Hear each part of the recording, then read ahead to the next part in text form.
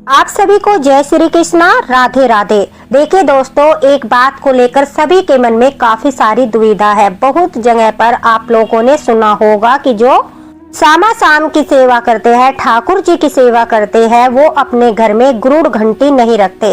यानी जो घंटी जैसा आप वीडियो में देख सकते हो, जिसके मुख पर गरुड़ की आकृति बनी होती है, वह घंटी अपने मंदिर में नहीं रखते। तो वह घंटी अपने मंदिर में क्यों नहीं रखते? ठाकुर जी के भक्त लड्डू गोपाल भक्त, श्री जी के भक्त युगल सरकार की जो सेवा करते हैं, जो प्रेमानंद महाराज जी को अपना गुरु मानते हैं, श्री राधा वल्लभ संप्रदाय से जुड़े हैं, वो लोग गरुड़ घंटी का जो है प्रयोग क्यों नहीं करते? आज बहुत बड़ा मार्गदर्शन होने वाला है। अगर आप भी यही गलती करते हो, आपके घर के मंदिर में भी गरुड़ घंटी है और आप रोजाना श्री जी की सेवा में गरुड़ घंटी बजाते हो, ठाकुर जी की सेवा में गरुड़ घंटी बजाते हो, तो आज से ही इस नियम को बदल दीजिए। क्योंकि जब भी मार्गदर्शन होता है ठाकुर जी की कृपा से, उसमें सुधार कर लेना चाहिए। अन्यथा भक्ति में छोटी सी जो भूल होती है, वो भी हमें असली रस से दूर कर देती है। देखो, भक्ति का मार्ग बहुत ही कोमल होता है और यह कोई ऐसा मार्ग नहीं है जहाँ केवल नियम निभाने से ही सब कुछ प्राप्त हो जाता है, बल्कि नियम के साथ साथ हमारा भाव, हमारी सेवा स्वीकार या अस्वीकार होती है। इसलिए समझना बहुत जरूरी है कि हम किसकी सेवा कर रहे हैं और किन चीजों का हम इस्तेमाल कर रहे हैं। हम राधा रानी की सेवा कर रहे हैं या श्री कृष्ण भगवान की सेवा कर रहे हैं। लेकिन यहाँ पर एक बहुत ही सूक्ष्म अंतर है। यहाँ हम भगवान की नहीं, अपने प्रियतम की सेवा कर रहे हैं और यही अंतर है पूरी भक्ति को जो बदल देता है। एक और भगवान विष्णु का धाम है, जहाँ पर ऐश्वर्य है, नियम है, शक्ति है। वहाँ पर जो है चक्र चलता है, शंख बजता है, गरुड़ जी जैसे महान पार्षद सेवा में रहते हैं। वहाँ सब कुछ भव्य होता है, अनुशासन है और भगवान का वैभव स्पष्ट दिखाई देता है। लेकिन दूसरी ओर जो वृंदावन धाम है, जहाँ पर सब कुछ बिल्कुल अलग है।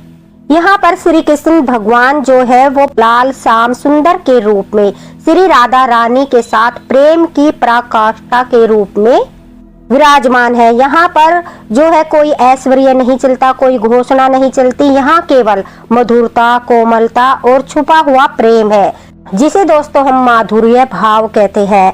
अब एक बहुत गहरी बात समझो कि गरुड़ घंटी जो है वो साधारण वस्तुएं नहीं है। ये सब भगवान विष्णु के पार्षद माने गए हैं। इनका स्थान वैकुंठ धाम में है। ये ऐश्वर्य के प्रतीक है। जब शंख बजता है तो वह एक प्रकार से घोषणा करता है और चक्र चलता है तो आप स्मरण रखिए, वह शक्ति और रक्षा का प्रतीक होता है और गरुड़ जी की सेवा में गौरव और पद का भाव दर्शाते हैं।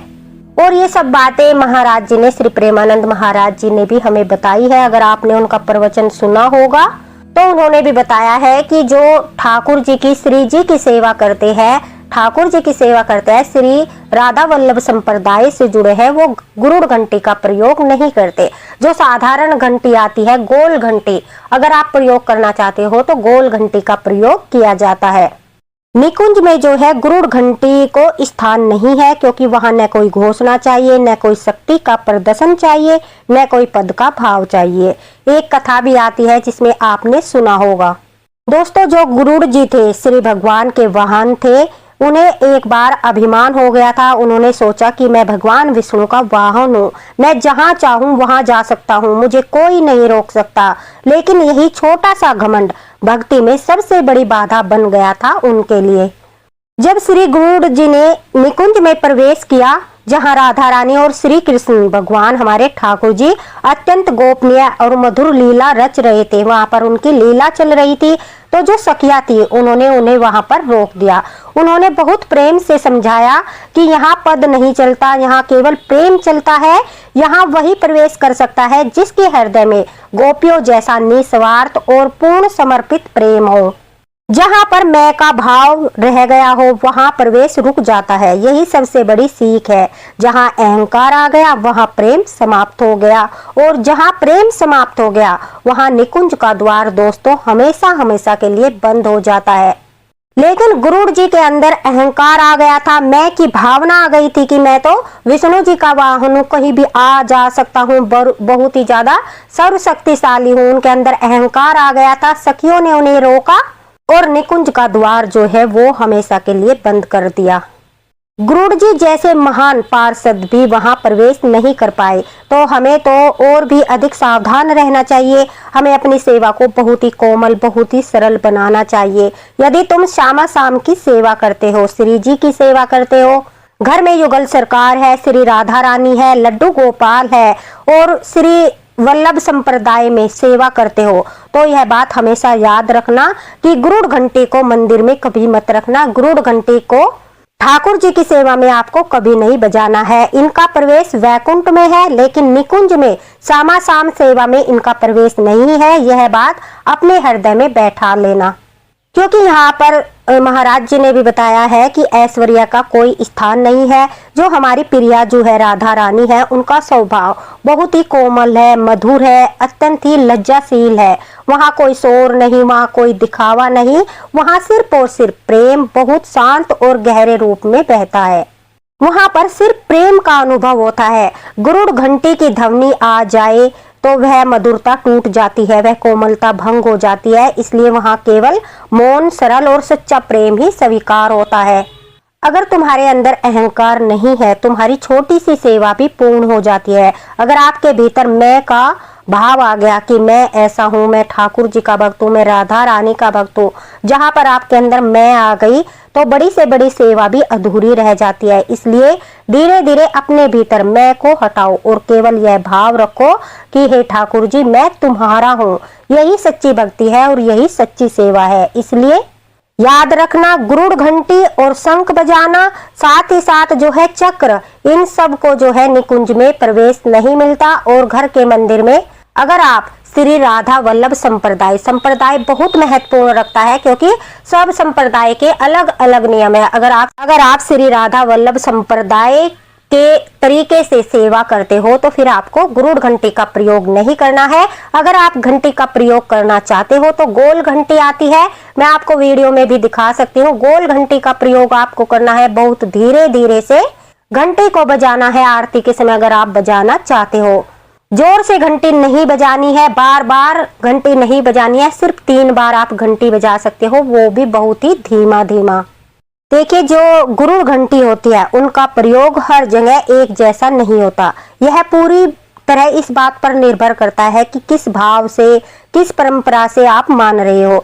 यदि हम श्री वैष्णव संप्रदाय, मध्व संप्रदाय या रामानंदी संप्रदाय जैसी परंपराओं को देखें तो वहां भगवान को परमेश्वर मानते हैं, सर्वशक्तिमान और ऐश्वर्य युक्त मानते हैं। उसी रूप में उनकी पूजा होती है, जहाँ भगवान विष्णु और माता लक्ष्मी की उपासना प्रमुख होती है। इसलिए वहां पर जोर जोर से शंख बजाना शुभ माना जाता है। चक्र शक्ति और रक्षा का प्रतीक माना जाता है। और जो गुरुड़ जी की महिमा भी है वो विशेष रूप से गाई जाती है। वहां इन सब का प्रयोग पूरी तरह से उचित होता है और शास्त्र सम्मत होता है, क्योंकि वहां भाव ही ऐश्वर्य का है। वहां भगवान का जो है रूप वैभव प्रकट करता है। तो संप्रदाय बहुत महत्वपूर्ण है, लेकिन जब हम श्री वल्लभ संप्रदाय और गौड़ीय वैष्णव संप्रदाय की बात करते हैं तो यहाँ पर भाव पूरी तरह से बदल जाता है। यहाँ हम भगवान को परमेश्वर के रूप में नहीं मानते, बल्कि अपने प्रियतम के रूप में देखते हैं। यहाँ श्री कृष्ण और राधा रानी की मधुर, कोमल और गोपनीय सेवा हम करते हैं। कोई पुत्र रूप में सेवा करता है, कोई भाई रूप में सेवा करता है, कोई सखा रूप में सेवा करता है, एक रिश्ता बनाकर सेवा करते हैं। तो यहाँ पर केवल जो है प्रेम को प्रधानता दी जाती है। नियमों के साथ साथ सभी चीजों का ध्यान रखते हुए जो है हमें प्रेम का भी बहुत विशेष ध्यान रखना है। श्रद्धा भाव और प्रेम से ठाकुर जी और श्री जी की सेवा करनी है।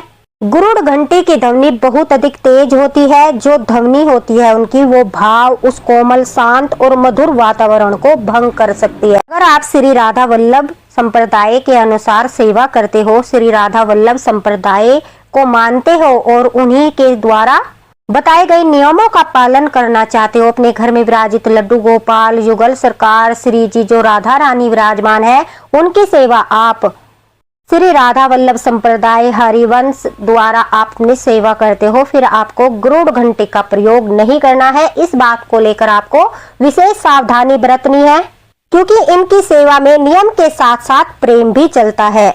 अंत में यही समझो कि कोई भी वस्तु अपने आप में गलत नहीं होती, सब कुछ भाव पर निर्भर करता है। अगर हमने अपने संप्रदाय और अपने भाव के अनुसार सेवा करते हैं तो वही सेवा पूर्ण होती है। निकुंज तक जाने का हमें द्वार मिलता है।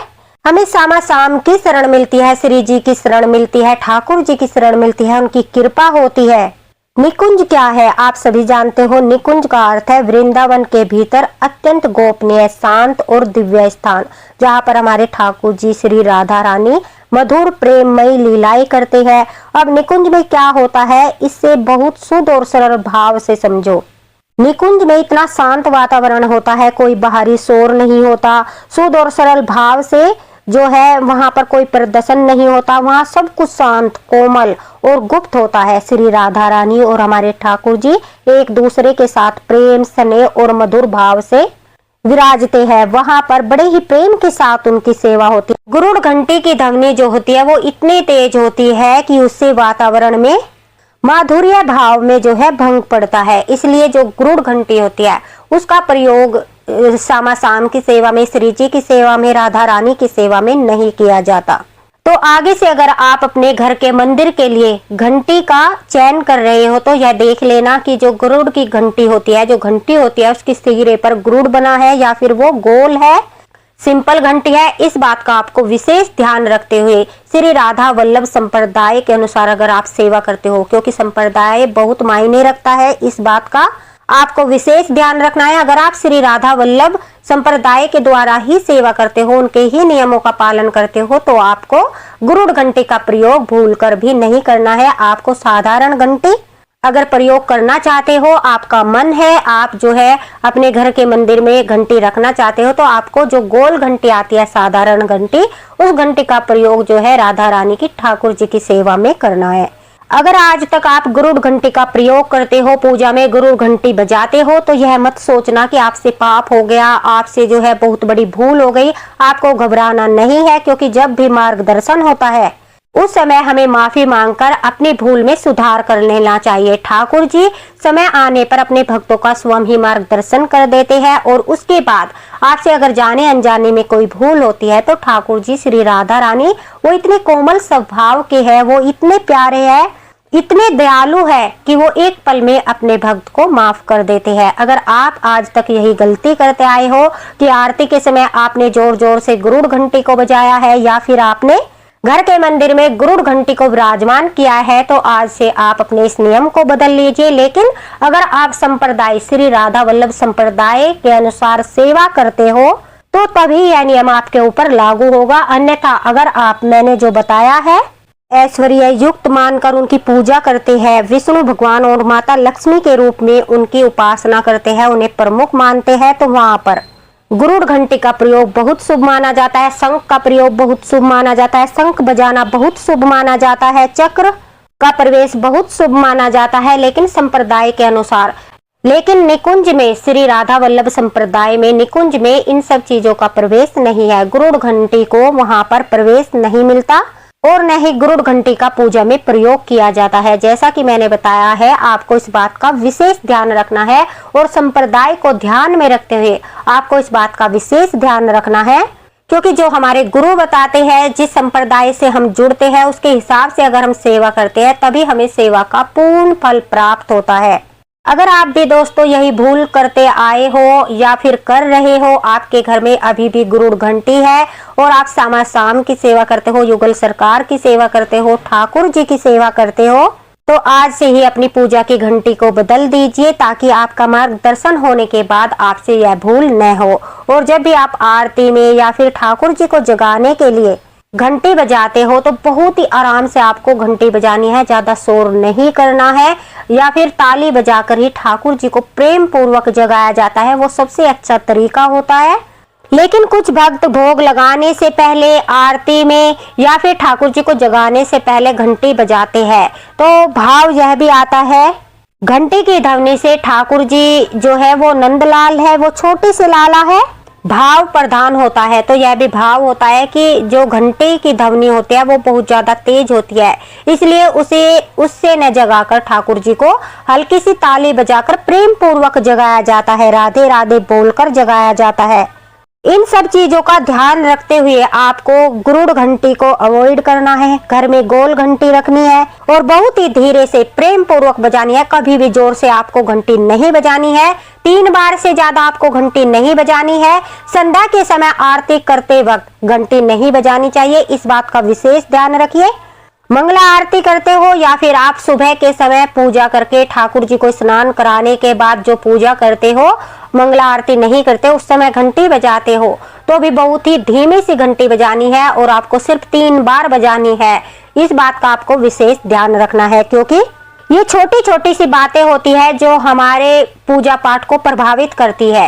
ये छोटे छोटे से नियम होते हैं जो हमारे पूजा पाठ को प्रभावित करते हैं, हमारी सेवा को प्रभावित करते हैं, ठाकुर जी के प्रति हमारी आस्था, प्रेम और भाव को दर्शाते हैं। इन सब छोटी छोटी चीजों का ध्यान रखते हुए ही हमें सेवा करनी चाहिए और जब भी हमारा मार्गदर्शन हो, इन सब चीजों को हमें ध्यान में रखते हुए अपनी सेवा में बदलाव अवश्य करना चाहिए, क्योंकि ये ठाकुर जी की ही कृपा होती है, गुरु कृपा होती है कि हमारा मार्गदर्शन हो रहा है, हमें इन सब बातों का ज्ञान हो रहा है, हम अच्छे से अपनी सेवा कर पाएंगे और जो भूल हमसे हो रही है, जो गलतियां हम बार बार कर रहे हैं, उन गलतियों में सुधार करके हम अपने ठाकुर जी को प्रसन्न कर सकते हैं। क्योंकि छोटी छोटी गलतियों के द्वारा ही हमें अपनी पूजा पाठ का फल नहीं मिल पाता, हम ठाकुर जी को प्रसन्न नहीं कर पाते।